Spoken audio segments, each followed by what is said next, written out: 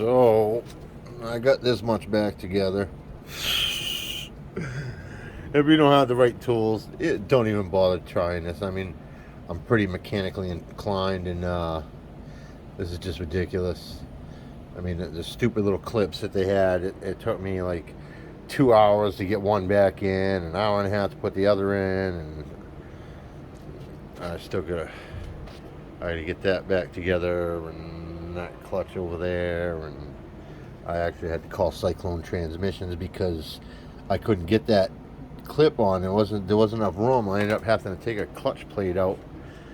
Apparently, my original had one more than what they sent, and I don't know if it's because the clutch plates were thinner than theirs or what, but yeah, hopefully it all works out. Those pistons were a pain in the fucking ass too. They got these things called lip seals. I destroyed one and I didn't bother with the other one. I put the original shit back in, and yeah, it's too much.